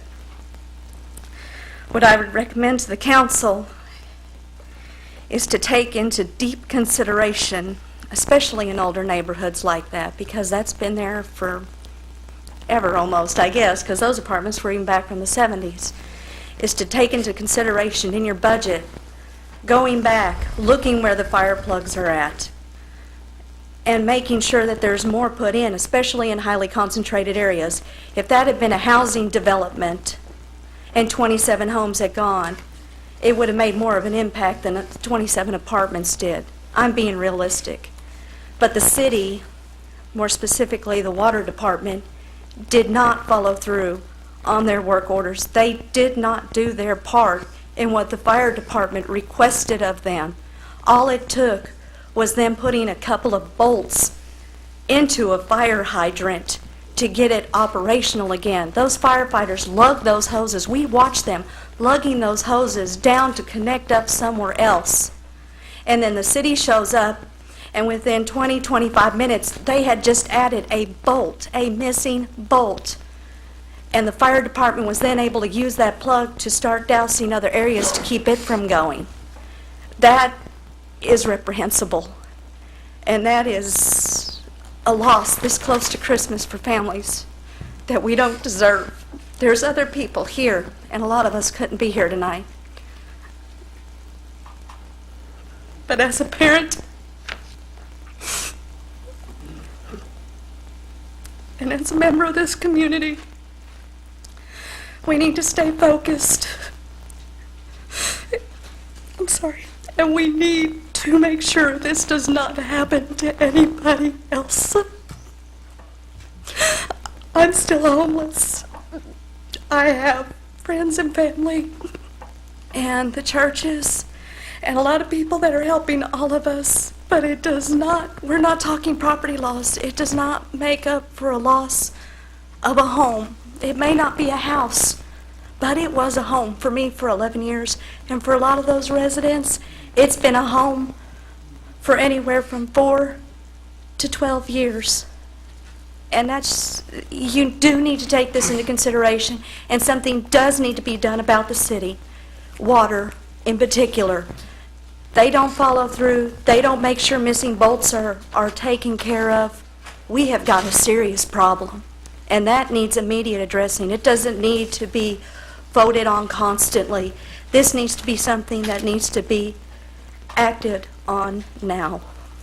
And I appreciate you ladies and gentlemen listening to me, and I don't know if any of the others want to come up, but that's my opinion. Some of these people in here are actually from there also.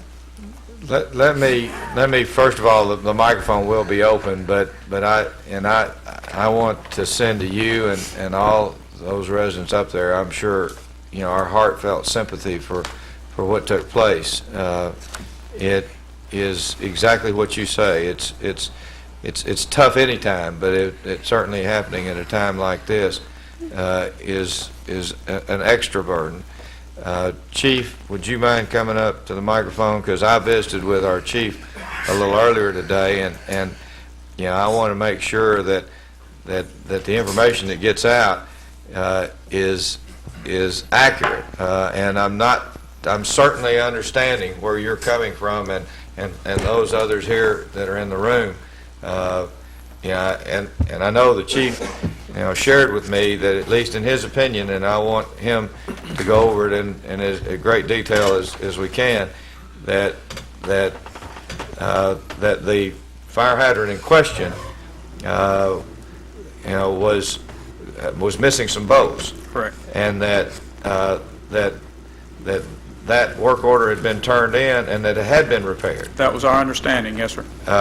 But that apparently some people, between the time we inspected it and the time the fire occurred, removed those bolts.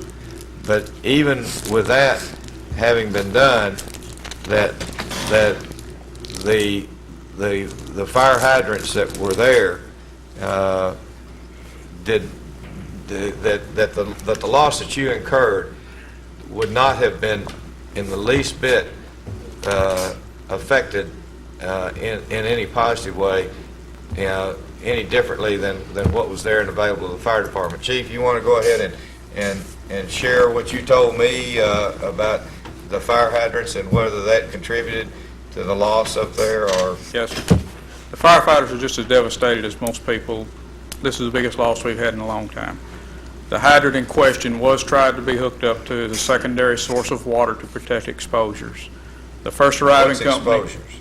The additional buildings away from the structure fire itself. What you're saying is that hose, the hydrant that we're talking about was hooked up to protect adjacent structures and not fight the fire itself? Correct. The first arriving engine reported heavy smoke and fire showing and laid a line from the primary hydrant going in. There was two factors that caused that fire to get out of hand like it did. One was the construction type it met the code in the days that was built. Under today's codes, that building would have to be sprinkled. Also a common attic and a 30-mile-an-hour westerly wind up on that hill. The temperatures inside those apartments were probably in the neighborhood of 1,000 to 1,200 degrees. Firefighters were melting shields trying to get in. It became a defensive fire pretty quick into the incident. But the hydrant in question definitely was missing bolts. It caused a 10 or 15, maybe a 20-minute delay to go to another plug to obtain water in that area to protect the buildings down below. What happened, we have no way of knowing. If it's vandalism or whatever, I talked to the people at the water department. They assure me their work order says that plug was repaired. They're under the impression it's vandalism in that area. Nobody knows. Well, one of the things I know that Central Arkansas Water told me, was that they, even notwithstanding that they are continuing to try, as we were informed last week, our last council meeting, about the different colorizations that are going to go on our fire hydrant. Correct. That will indicate, like I think Alderman Yielding pointed out, nobody wants red. Even though there may be a few red, the vast majority are within the fire flow pressures. The only red plugs we may have within the city now are on the Grand Prairie system that we obtained out east. Ones in the core part of the city, I don't think we'll find any of those. The water department is looking at upgrading in that area. It's been on their schedule for this year for some time to try to increase the fire flow there. The plugs are located according to code where they should be in that area. We carry about 1,200 feet of supply line on each one of our engines. We run multiple engines on structure fires in the event something out of the ordinary does happen. We are interested, and we certainly appreciate, the people coming. We're interested in not having any likelihood of something like that repeating itself, if at all possible. And so, I don't want to leave this meeting thinking that this issue is not alive. Correct. So, I would like for you, as I know you would do anyway in the department, to continue to look at this, continue to look at the entire city, as the lady asked, in terms of what we need to do in trying to make sure that areas of concentrated residential living or business or whatever, that fire flows will not be a problem. A plan is submitted to the Central Arkansas Water the first of every year for what we consider to be upgrades within their total system, and we look at the entire city when we do that. Does any council member have any questions? I know that there's a concern there, and I know that I visited at some length with the chief to, at least from his conversation with me, did not believe that anything that took place during that fire could have benefited any by having any more or any additional pressure or that one fire hydrant in function. When I arrived on the scene and looked at the pressure gauges, there was 100 pounds of residual pressure on our pumps, which doesn't mean a whole lot to a lot of people, but that tells me I have additional water that I could supply additional hand lines if necessary. Thank you, Chief. Yes, sir. Microphone's open. Good evening, Mayor, members of the council. I'm Rusty Wyrick, and I live in Park Hill. And I missed the meeting before Thanksgiving, but I'd like to go ahead and give thanks this evening to you. First of all, thank you for implementing the recycling project. I think that really reflects well on the city of North Little Rock.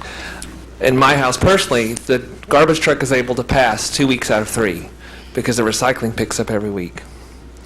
Second of all, as a bus rider, I want to thank you very much for the great bus shelters you've added along the route, and not like the one at McCain and JFK, which was a demonstration shelter, but some real shelters that will protect us from the rain and from the snow.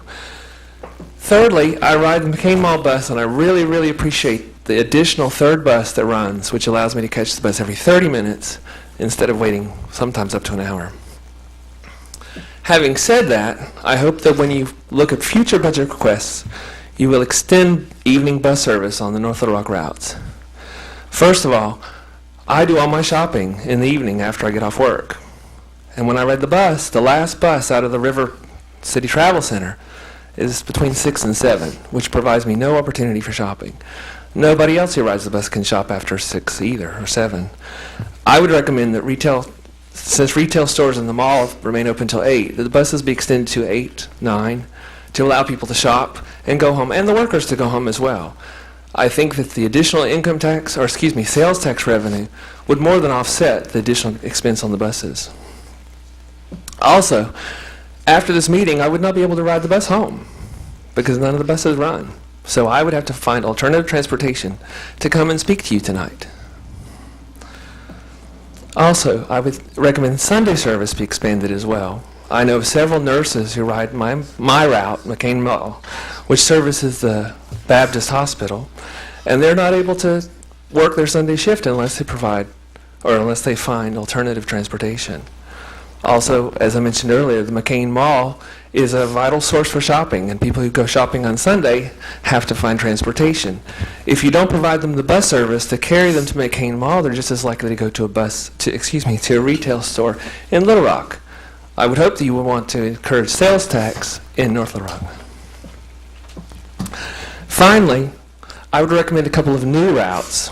I don't know if you know this, but if you live in Levy, in order to get to the McCain Mall, you have to go through the River City Travel Center, which means that you have a ride of at least an hour each way. I would recommend an express route from Pulaski Tech or Camp Robinson over to East McCain, and I would recommend a second route that extends north from East 9th all the way up to North Hills to the Sherwood border. I think that would really improve the lives of North Little Rock residents. Thank you very much.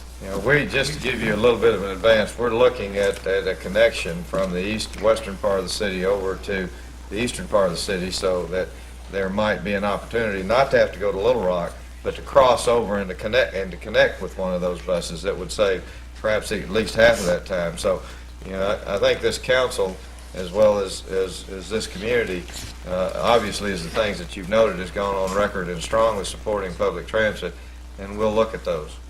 Thank you very much. Mayor, City Council, my name's Doug Ford. I'm here on a minor issue, but it's very important to us and my folks. And that's one that was placed on hold tonight. It was a new business resolution. It's the structure at 30 Coronado Circle. My folks live next door to that. And I know there are issues, and I want to thank Mr. Susky and Building Codes. They've been very responsive out there. But we've had a problem there for approximately 5 years, a vacant house, and it's becoming worse each and every day, no doubt. It's a vector for animals. I grew up in that neighborhood, and that house was in good order the entire time that I grew up there. And I know there are probably legal issues around that residence. I've made an offer to purchase that from whoever owns that now, and I'd like the city to consider whatever mechanism they can use to move this thing along. We've been patient, and our patience has run out with the individual that is controlling that property. Alderman Witcher, I think, is very familiar with that. He's the one that sponsored the legislation, and so I think you've gotten our attention, and we look forward to working with you. I'm sure Alderman Witcher may want to add a comment, but no one likes to live next to something that continues to degrade their property. Well, I think it's a fire hazard, and it is a danger to the neighborhood. Mayor, Mr. Ford, so you'll know, I think the day you contacted the city attorney's office, I happened to go in that very same day to sit down and visit with them about starting condemnation proceedings. We do have some requirements regarding time issues, and one of the reasons why we didn't call it the condemnation tonight is because we have not provided adequate time for service. By the next council meeting, that service requirement will have been met. I'm sure, as you also know, Mr. Rick, help me, what's his name? Jenkins. Jenkins, yeah, Porter. When Mr. Jenkins died, he died without a will. And so the property has languished without anyone claiming it. Now, the taxes have been paid on it on a regular basis, but we're trying to sort that out now and push the individual who's been paying the taxes to do something regarding the property.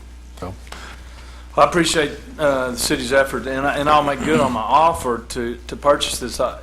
My whole goal is to rehabilitate it into a manner that it can be sold, and that's it. My folks live there, and it's just the structure is falling apart, and it's a shame. and I visited with your mother before about it, and I happen to live 6 or 8 houses away from it, so I'm aware of it also. Well, I appreciate it. Okay. Thank you very much. We're vis-a-vis Alderman Witcher. We're moving with you. Thank you. Yes, sir. Good evening. I'm here actually to revisit the High Cliff apartment issue. Need to mention your name. I'm sorry, Brian Britt. To reiterate what she said, the residents or the landowners or anybody, nobody holds fault at all with the fire department. They did an outstanding job. There are some issues about these bolts being missing. When the chief came up and spoke, the way he was wording it and the way a Mr. Mods at the fire department that I called right before this meeting spoke was they were implying that there was a single work order. And he just spoke that they were under the impression that the water department had fixed that single work order. That is not correct. If at best it's an omission. There are 3 work orders. I find it odd that there would be a work order that we think is correct, and a work order we think is correct, and a work order that we think is correct, and then attribute all 3 of them to vandalism. Also, in the reports that the Central Arkansas Water reports that the fire hydrant passed wonderfully its April inspection. However, fire hydrants are officially inspected twice a year, which means it was due for inspection again in October. I have not heard the results of that inspection. Plus, the local fire department goes around and, tools around town and impromptu checks them. And that's where these 3 work orders were supposed to have come from. What Mr. Mod said earlier and what the chief reiterated here tonight is different from what the firemen stated on the scene at the time of the fire. The firemen I spoke to Saturday that came back by to see how everybody was doing, and on Sunday when I was there emptying apartments, was that it was their opinion, maybe not the opinion of the officials, the ones that actually have to sign the dotted line or anything, but it was the firemen's opinion that A and C building, B is the one in the middle, and that's the one that the fire started in, that A and C could have possibly been saved. The fire started in the rear of the building, not the front, where the primary plug they mentioned was tied onto first. The plug that was missing the bolts, that was a geyser when they turned it on, was in the rear where the fire was. I was told by Mr. Ahmad that that plug in the rear was a secondary plug, that it would only be used to keep other exposures from catching fire. And that may have been true, and he agreed. Central Arkansas Water does not know the intent of the fire department for that plug. The specific questions that I would like the council to find out are, number one, how long was the work order being, follow up on this. How long was the work order outstanding? 3 months, 6 months? Was it really done?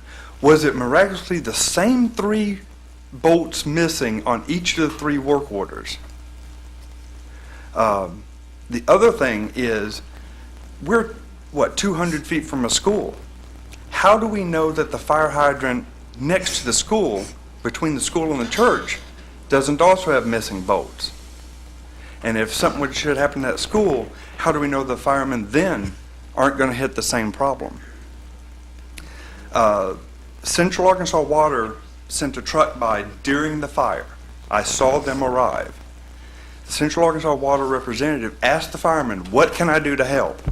They pointed that plug and they said, "Fix it." 15 minutes passed till that plug was fixed.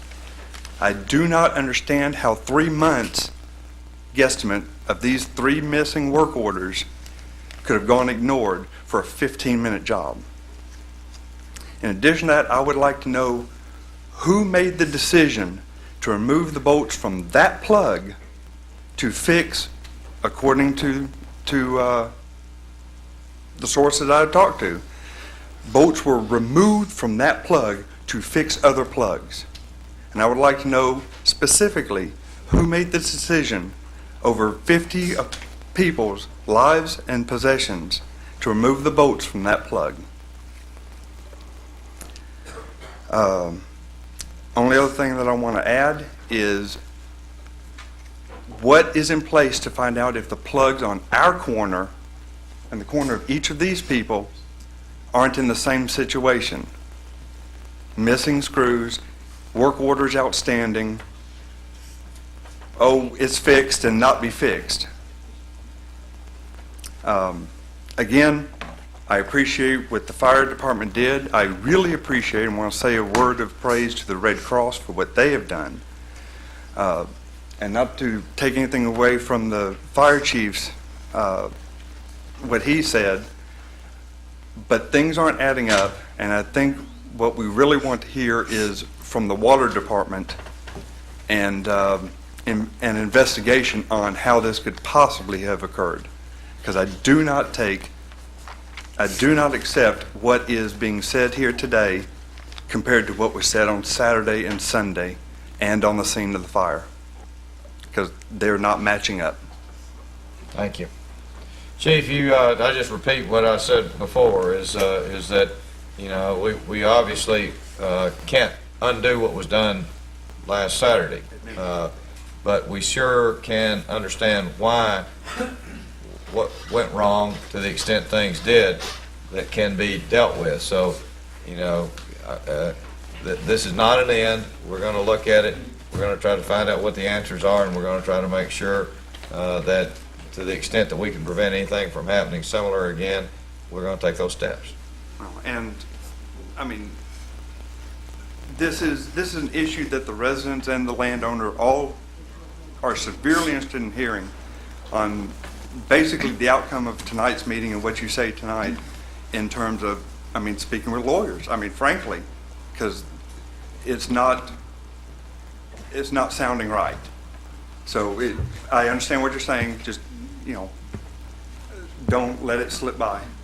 Well, we again want to send, there's no matter what we did tonight or what we do tomorrow, it's not going to rebuild that complex, that portion of the complex. And so, you know, the one thing that we can do tonight, first of all, is commit to you, we're going to learn by whatever mistakes were made, and to try to ensure that, you know, with all the power we can, that it won't happen again to somebody else or even perhaps in the same place.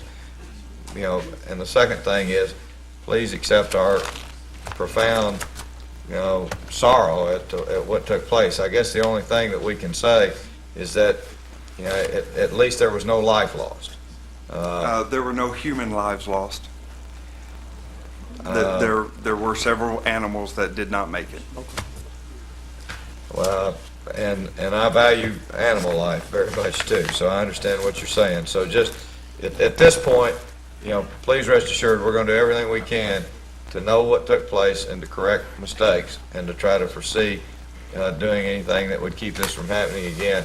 And just just take with you, at least at this point, you know, our heartfelt sorrow for what you and the other residents are going through. I appreciate it. Thank you. Yes, sir. Good evening. My name is Jim Ard. Mayor, I'm going to ask a question, and hopefully maybe something could be done. Is there any way we could set up a special fund for these people since it's so close to Christmas? Because I'm sure a lot of the Santa Claus deals have been lost. Is there any way you could get something started, set up a fund at a bank where people could contribute money to try to help the families with their Christmas? That would be one gesture. Obviously there is, Mr. Ard. You could even do that. Well, I'm more than happy if people want to send money to National Bank of Arkansas. I've got to go down there in the morning, and I'll set up something with Steve, and it would be a good gesture. I don't know how many people watch this on TV, but they could get the word out. First, I want to say Merry Christmas to y'all. Alderman Vestal, I'm going to miss you very much. You've done a good job. I don't know if you want me to share this or not, but I know what got you to start wanting to serve as an alderman. Same principle, I'd like to be an alderman, considering what happened with a code officer, and I realize where you're coming from with what you shared with me several weeks ago. Mayor, we'd like to see, I've had several calls, they say you're going to have to be like a Doyle Venable. We all remember Doyle Venable. A lot of the older citizens and some of the young ones would like to see more sidewalks put in instead of the fund cut. I understand where everybody's coming from to try to help the ballpark, and I don't know if they do or not, but I do. I'm not going to say everything I have to say, but I have one more thing I feel is very important for this community. Our policemen, according to my understanding, I don't want to get myself with egg in my face, so it's my understanding the last couple of years, and the firemen have got like a 3% cost of living raise. We need to see in our budget, or y'all need to, councilmen and women need to see in the budget that our policemen can get a good paycheck. They put their lives on the line every day. Mayor, they put their lives on the line to protect your granddaughters. We need to give them a decent raise. And Mayor, I'm not trying to be tacky what I'm fixing to say, but I hope you get back with them and get a letter to them. I wish everyone a Merry Christmas and a Happy New Year if I'm not at the next meeting. And for our new alderman coming in, they was able to walk the walk and do the talk. Now it's time to watch him perform. Thank you all very much and have a Merry Christmas. Thank you. Good evening, Mayor and council members. Y'all have seen... Bobby, we know who you are, but you need to tell everybody else. Yeah, Bobby Taylor, Rose City. I was under the impression that this thing was supposed to have been a modular home instead of what this is.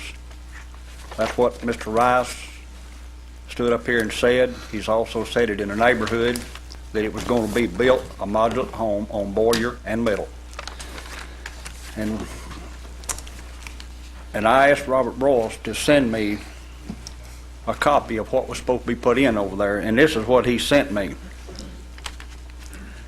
I have no way of proving this. This is just from what I have seen and what I've heard and what this council members has done and what planning has done.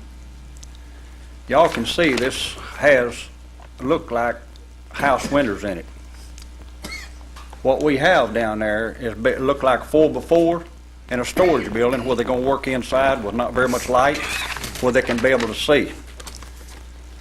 And I do know that that this thing was turned down, the way I understand it, was from the fire department because these windows was sealed. There was no way of getting out. They went down there and busted them up to where they got two halves to where they can open them. And if this here is right, why do we have what we have down there? And there was a feller stood right here, he's sitting in here tonight, and he asked the question to y'all, was this supposed to be on a concrete slab? And Robert Broll said yes. And I know y'all know the difference between a concrete slab and concrete runners. It's just as simple as a concrete ball or a concrete block. There's all the difference in the world in them. And what I think has happened, I think Mr. Rice come to the Planning Commission and talked to them, and Robert Broyles told him what the specifications was. And then I think he went and got this, thinking maybe that he might be able to slip it in and then build it to whatever the neighborhood would pass. Well, he's wrong. And the fella just a few minutes ago talking about depreciating property next to him. I don't know whether all of y'all have been out there and seen this or not, but I don't think one of you up there that I'm looking at would like to have this thing across the street from you. I don't like it, and I'm going to be here every Monday night to find out if y'all have come up with anything to move this thing out. I think it already done been moved out because I don't think the guy has stood up to the agreements that he said. And Rob Royal said this met the planning's code. If it did, why was the back tore off of it to inspect it? And Robert Broyles said he didn't inspect it because he didn't know that it didn't have a back door in it. I got that on tape. So I mean, I don't know what's going to happen, but it's not right. I'm ready for it to go. Whenever y'all get ready, I'll help you move it. Thank you. Mr. Susky, and I think I've said this before, there's some things we can do, there's some things we can't do, but obviously we can examine, whatever was done out there, and if it's not, if we have a legal right to do anything, then I would sure like for one or both of you to advise us. Will do. As you know, the city officials initially said it met all city codes, but certainly we can look back at it to see if that was correct or if we overlooked let's just something. make sure what's out there is built in accordance with whatever was represented. I mean, Mr. Taylor, you know that all we can do is act on the information that we have, and right now, any information I have, doesn't give us an opportunity to act. Now, if he's gone out there and done some things that give us some latitude, then I think everyone at this council is sympathetic with what you're sharing. I know Alderman Gibson came up and we passed a whole set of codes to try to deal with this. Right. So, and I appreciate them doing it to keep it from happening in other neighborhoods. So this was supposed to have been a drawing of what we were supposed to have out there. It don't look anything like it. The porches are already. This here's got a V porch on it, and like I told you before, he's went out there and put two porches, one on each end of it. Looks like a bill on our house. Mr. Taylor, we're sympathetic, and that's why I'm asking our city attorney as well as Mr. Boyles to take a look at what's out there and see if we've got any latitude based on what the track record is to do anything. And then if so, advise me, and then I'd be more than happy to either act on it or advise this council if there's anything that we can do. But we enjoy your company, and we know whether it be this issue or another one, we look forward to visiting with you, as council meetings come. But we sure want to try to do what we can if we have an opportunity. Right. How long does a person have a permit legal to do this? 12 months. Lifetime? It's 12 months when you're building a structure.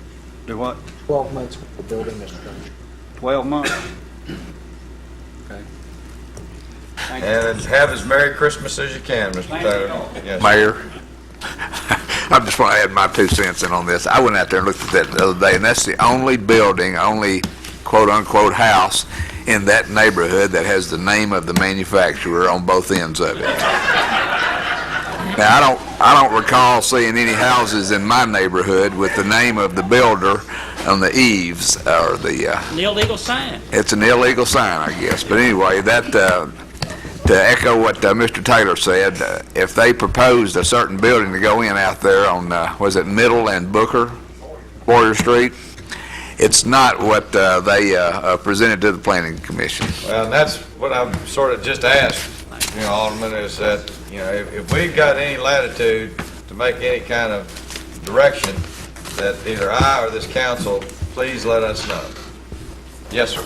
How are you? My name's Jesse Kendrick. I don't want to trouble you with this because we've beat it into the ground, and you guys decided to go against the only educated people on the subject. But I wanted to show you Sir.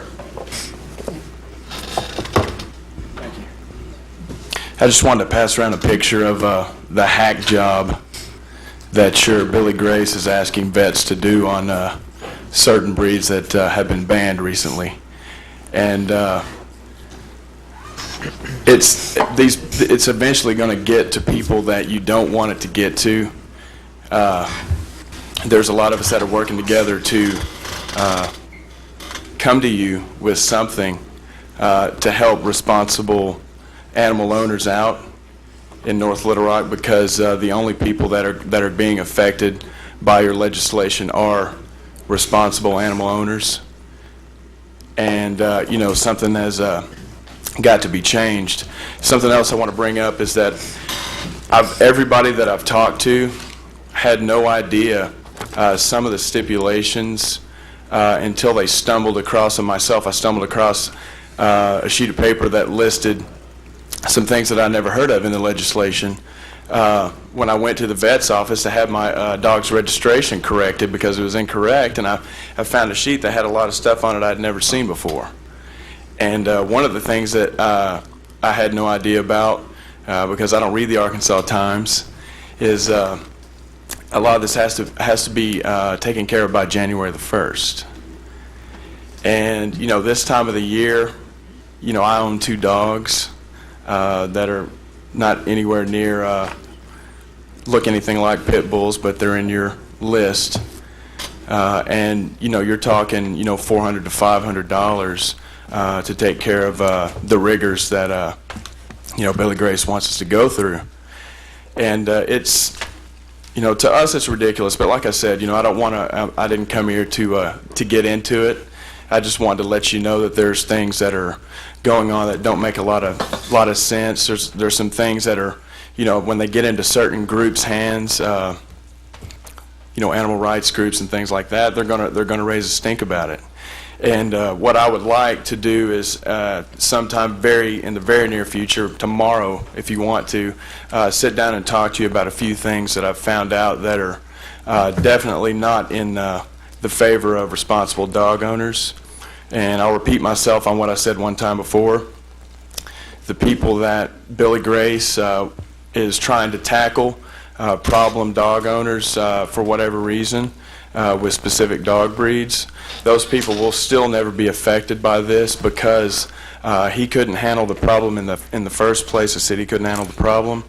So how in the world is passing a legislation going to affect those people? Now it won't. The only people that will affect are the people that bought dog licenses in the first place, that pay vet bills in the first place, that try to be law-abiding citizens in the first place. That's the only people that it affects. So I just wanted to say that. And if you got time, I'd like to sit down with you. There are a lot of other educated people, particularly veterinarians, the people that should matter, that would like to sit down with you and talk to you about a few of these things. Thank you. And if you take a look at that tattoo is still, I could not print it up full size. Okay, that tattoo is still smaller than the size that it is, and it's on the softest part of a dog on their belly, right down the center, all the way down. And any other city that uses this, and I'm for tattooing for identification, they put it on the inside of their lip or on their leg, and it's only about 2 inches long at the biggest. And that's ridiculous. My apologies for being twice tonight, Mayor, but I'm going to set up a checking account tomorrow, and anyone wants to call and leave me a message, phone number is 373-8711, 373-8711. If anybody here tonight wants to contribute, I'll be more than happy to take their money. I've had a couple of people already give me money for it, but it will be set up at National Bank of Arkansas, and I'll try to have it set up by 8:30 so they can put the money directly in there. Do I want to fix it with somebody, with Mr. Sesson, somebody signs the checks out, or what? You can talk to Mr. Sisson about that, Mr. Ard. Okay, but anybody wants to give me money before I get out here tonight, I'm more than happy to take it. Thank you, Mr. Ard. Do I have a motion? So moved. Second. And let me just call the vote, and at the same time, both recognize that, that we all live in a free country, and we thank the Lord for that. But we wish those who are facing challenges that next year is a better year, and we'll do all we can.